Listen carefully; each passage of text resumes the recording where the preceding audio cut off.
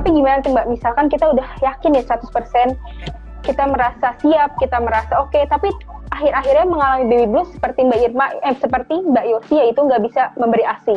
Itu gimana tuh Mbak yang harus kita lakuin?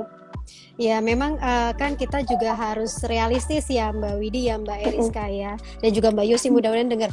Jadi apapun yang kita sudah planning ya, terus kemudian kita coba rawat, itu ada hal-hal yang di luar diri kita yang kadang-kadang kita sebenarnya nggak bisa kontrol itu ya. Misalnya tadi kita sangat berkeinginan kuat nih untuk bisa menyusui, tetapi ternyata secara fisiologis itu nggak memungkinkan.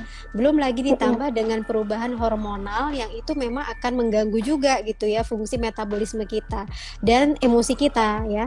Lalu ya kemudian kalau seandainya tidak sesuai dengan apa yang kita harapkan, yang kita harus lakukan adalah menerima dulu. Acceptance itu penting banget gitu ya. Jadi kalau misalnya memang kita sudah berusaha tetapi memang sulit sekali untuk memberikan ASI ya, terus kemudian kayak Mbak Yosi kan memutuskan pakai Sufor ya, nggak apa-apa gitu. Jadi jangan feel guilt sebagai momsnya, itu jangan kuat gitu. Itu juga akan mempengaruhi mental kita. Akan mempengaruhi mental kita dalam proses merawat anak kita ya kan, karena perawatan ini kan panjang sekali ya. Lalu kemudian yang kedua, jangan sungkan minta bantuan gitu. Jadi istilahnya kalau ada hal-hal yang memang kita perlu disupport, ya pastikan kita komunikasi sama pasangan. Tadi seperti kata Mbak Eriska kan kebetulan partnershipnya ini oke banget, terus support sistemnya juga bagus. Nah ini yang secara psikis akan mempengaruhi ibu lebih siap menjalankan perannya sebagai ibu baru.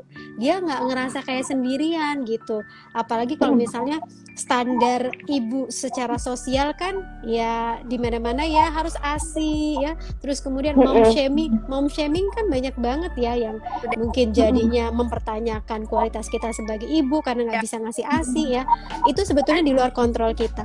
Sehingga kalau kita ada di circle lingkungan yang tahu kita seperti apa, itu akan sangat bisa membantu kita menjalankan peran dan tanggung jawab sebagai ibu baru gitu. Berarti intinya kita harus bisa menerima apa kekurangan kita itu sebagai ibu ya. Betul.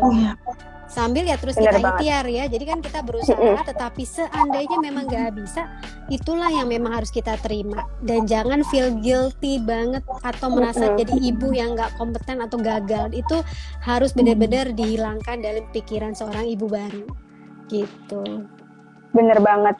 Karena kan Sufor juga diciptakan kan bukan sebagai racun atau apa ya, karena memang untuk membantu juga. Jadi nggak usah untuk sebagai, kalau misalnya pengalamannya seperti Mbak Yosi, baby bluesnya karena tidak bisa mengasihi, ya ada Sufor yang bisa menjadi plan B-nya gitu ya Mbak Irma. Ya, dan tentunya kan itu juga semuanya sudah dikonsultasikan dengan DSA masing-masing kan ya. Jadi memang DSA-nya yang paling tahu juga, oh iya ini memang butuh gitu ya. Jadi demi apa? Demi pertumbuhan dan perkembangan anaknya yang sehat gitu.